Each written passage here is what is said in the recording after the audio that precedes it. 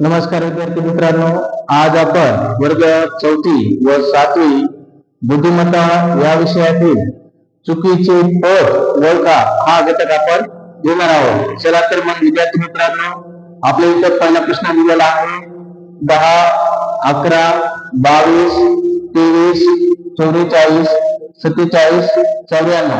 आता पहा विद्यार्थी मित्रांनो, याच्यामध्ये आपल्याला काय ओळखायचं आहे?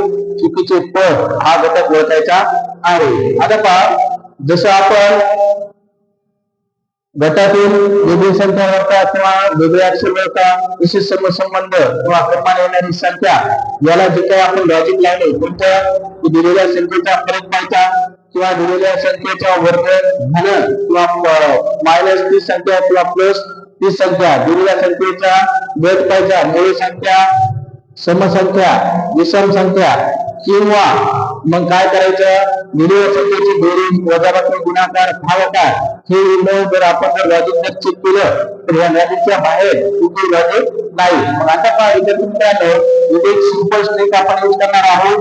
इथे येणार आहे 10 आणि 11 या दोघांमधला फरक आहे 1चा, याच्यामध्ये ऍड करायचा 1 प्लस 1. त्याच्यानंतर 11 आणि 22 मध्ये 11ला काय करायचे, गुणायचे. त्याच्यानंतर 22 आणि 23 मधला फरक आहे 1चा प्लस 1. 22 मध्ये ऍड जर केले तर किती येणार आहे, 23. आता 23 चे पुन्हा आता पहा, आपल्याला काय आलेलं आहे, प्लस 1. आता इथं बेरीज 1 म्हणजे अधिक 1 आणि गुणिले 2, काय यायला पाहिजे, अधिक 1. इथं किती यायला पाहिजे, गुणिले 2. तर किती यायला पाहिजे, 23 गुणिले 46, परंतु इथे किती आले, 44. म्हणजे इथे आहे 44. काय असणार आहे, चुकीचे पद असणार आहे. काय चुकीचे पद. आता पहा, त्याच्यानंतर 46 आणि 47 फरक आहे 1चा. कितीचा आहे, 46 आणि 47 मधला फरक आहे 1चा. 46 गुणिले 4 किती आलं, 47. 47 गुणिले 2 जर केलं तर किती आले, 94. म्हणजे याच्यातील चुकीचे पद कोणते येणार आहे विद्यार्थी मित्रांनो, 44. आता पहा, त्याच्यानंतर आपल्याला दुसरा क्वेश्चन दिलेला आहे 1, 10, 23, 68, 130, 222, 350. याच्यातील आपल्याला काय ओळखायचं आहे, चुकीचे पद ओळखायचं आहे. चला तर विद्यार्थी मित्रांनो, आता पहा, इथे आपल्याला एक सिंपल लॉजिक लागतंय. कधी काय करायचं, आता इथे दिलेली संख्या आहे 10, त्याच्यानंतर दिलेली संख्या आहे 30, दिलेली संख्या आहे 68. कधी काय करायचं, की दिलेल्या संख्येचा वर्गाच्या जवळ आहे किंवा घनसंख्येच्या जवळ संख्या आहे का हे पाहायचं. जर समजा वर्ग किंवा घनसंख्येच्या जवळ जर संख्या जर दिलेली असेल तर समजायचं की त्या संख्येचा काय दिलेला आहे, वर्ग किंवा घन. आता पहा विद्यार्थी मित्रांनो, इथे 10 आहे, 2 चा घन किती आहे, 8. त्याच्यामध्ये त्यांनी काय केलेलं आहे, 30 संख्या मध्ये 2 ही संख्या काय केलेली आहे, ऍड केली. तर मग इथे किती आले, 10. आता पहा, 1चा घन जर आपण केला तर 1चा घन किती येतो, 1. त्याच्यामध्ये काय करायचं, 1 ऍड करायचं. किती यायला पाहिजे, 2. परंतु इथे किती दिले, 1. म्हणजे घटात बसत नाही.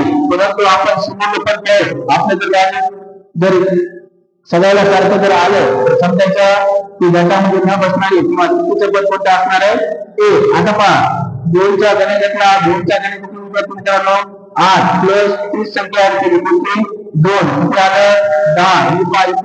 10. त्याच्यानंतर 3चा घन किती येते, 27 प्लस 30 संख्या ऍड केली, किती आलं, 30. त्याच्यानंतर 4चा घन किती येते, 4चा घन 64 प्लस 4 किती आलं विद्यार्थी मित्रांनो, 68 म्हणजे 68. त्याच्यानंतर 5चा घन किती येते, 5चा घन 125 आणि 5 किती आलं, 130. त्याच्यानंतर 6चा घन किती. आता पहा, इथे घनसंख्या जी आहे इकडे काय वाढत चालली. काय केलेली आहे, त्याच संख्येचा घन आणि त्याच्यामध्ये 30 संख्या काय केलेली आहे, ऍड केलेली आहे. त्याच्यानंतर 6चा घन पाहू आपण. 6चा घन 216 प्लस 6 किती आला, 222.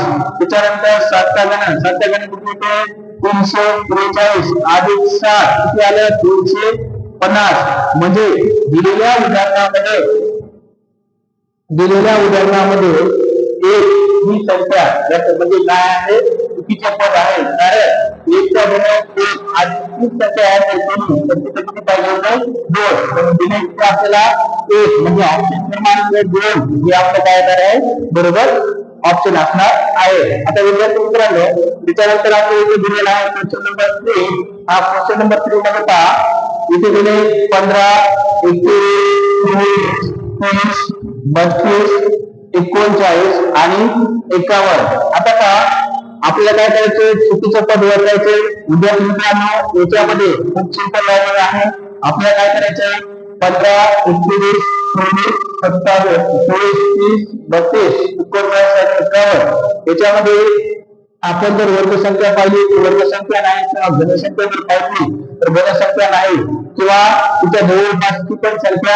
नाही मग आपण काय करणार की दिलेल्या संख्येचा फरक करून पाहू आता पहा जर आपण दिलेल्या संख्येचा फरक जर केला फरक जर पाहिला 15 आणि 21 मध्ये दोघांमध्ये फरक आहे 6चा म्हणजे 15 मध्ये 6 जर ऍड केले तर किती आलं 21 त्याच्यानंतर 21 आणि 24 त्याच्यामध्ये फरक आहे तुमचा प्लस 3 जर केले किती मध्ये 21 मध्ये तर किती आला 24 आणि 30 या दोघांमधला फरक किती आला प्लस 6 म्हणजे 24 मध्ये जर 6 जर आपण ऍड जर केले तर किती आले 30 आता पहा विद्यार्थी मित्रांनो जर समजा सेम जर सगळ्याला लॉजिक जर आलं तर आपलं उत्तर करेक्ट होणार आहे आता पहा इथे किती आले प्लस 6 पुन्हा प्लस 3 इथे लॉजिक काय प्लस 6 आता येणार काय यायला पाहिजे प्लस 3 म्हणजे 30 मध्ये किंवा 30 मध्ये जर 3 जर आपण ऍड केले तर इथे किती आला पाहिजे 33 परंतु इथे दिलेले आहे 32 म्हणजे गटामध्ये बसत नाही जर समजा इथे जर 33 जर असते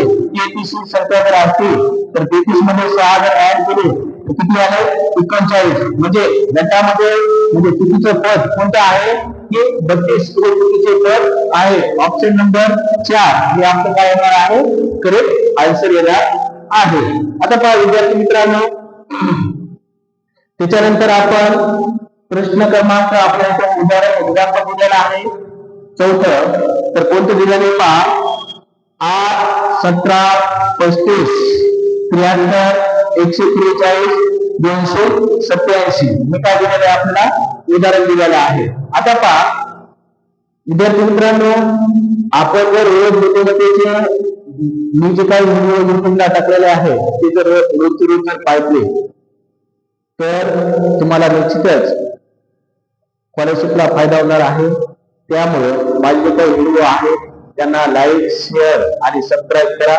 जास्तीत जास्त विद्यार्थ्यांना त्याचा काय होईल फायदा निश्चितच होईल आता पहा विद्यार्थी मित्रांनो आपल्याला दिलेला आहे चौथा प्रश्न 8 17 35 73 143 287 आपल्याला काय ओळखायचंय चुकीचं पद ओळखायचे विद्यार्थी मित्रांनो यांनी काय केले 8 गुणिले 2 केले 8 गुणिले 2 किती आलं 16 अधिक 1 किती आलं 17 काय केले 8 चा गुणाकार केला 8 गुणिले 2 अधिक 1 किती आलं 17 पुन्हा 17 गुणिले 2 17 गुणिले 34 अधिक 1 किती आलं 35 त्याच्यानंतर 35 गुणिले 2 किती आला 35 गुणिले 2 किती आला पाहिजे 70 अधिक 1 किती आला पाहिजे संख्या 71 आला पाहिजे किती आलेली आहे 73 म्हणजे हे 73 हे चुकीचं काय आहे पद आहे त्याच्यानंतर आपण समोर पाहू 5 मित्रांनो 71 गुणिले 2 जर केलं किती आले 142 अधिक 1 म्हणजे किती आले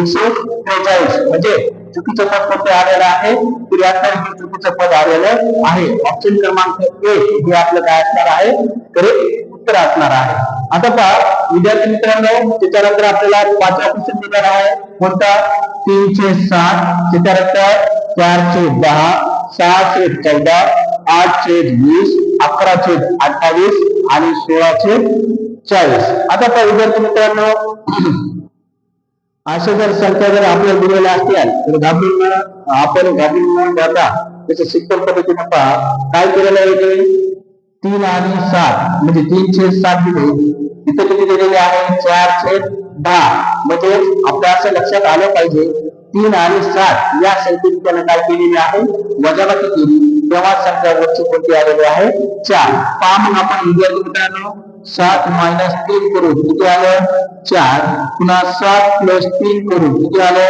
10, वरची संख्या आली 4, खालची संख्या आली 10.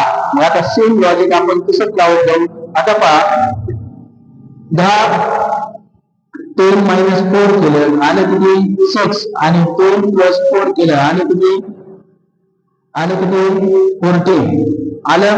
त्याच्यानंतर पहा 14 मायनस 6 केलं आणि किती 8, पुन्हा 14 प्लस 6 केलं आणि किती संख्या खालची 20. पहा 8 छेद 20, इथं पण 8 छेद 20, वरची संख्या आली 8, खालची संख्या आली 20. आपण काय केलेलं आहे की 14 मायनस 6 केलं, वरची संख्या आली 8, 14 प्लस 6 केलं तर खालची संख्या किती आली 20 आली. आता त्याच्यानंतर पाहू आपण आपल्याला काय दिलेलं आहे 20 मायनस 8, 20 मायनस 8 तर किती यायला पाहिजे 11 यायला पाहिजे, आणि 20 प्लस 8 किती यायला पाहिजे 28. आता त्याच्यानंतर पाहूत आपण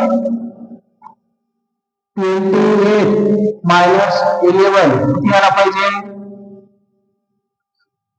17 यायला पाहिजे, आणि 28 प्लस 11 तर किती यायला पाहिजे की 39. म्हणजे विद्यार्थी मित्रांनो 16 म्हणजे 16 अपॉन 40 हे काय आहे की चुकीचे पद दिलेले आहे. कोणतं विद्यार्थी मित्रांनो हे जे दिलेलं आहे 1128 काय आहे चुकीचे पद आहे. विद्यार्थी मित्रांनो इकडे लक्ष असू द्या. तुमचे जे काही विद्यार्थी आहेत त्यांना पण तुम्ही सांगत राहा की माझे काही व्हिडिओ आहेत त्यांना लाईक सबस्क्राईब शेअर करायला मात्र विसरू नका. मी खूप सोप्या पद्धतीनं बुद्धिमत्ता इंग्लिश आणि मराठी हा विषय शिकवणार आहे. याचा तुम्हाला निश्चितच फायदा होईल ही अशी मी 100% गॅरंटी देतो. थँक्यू विद्यार्थी मित्रांनो.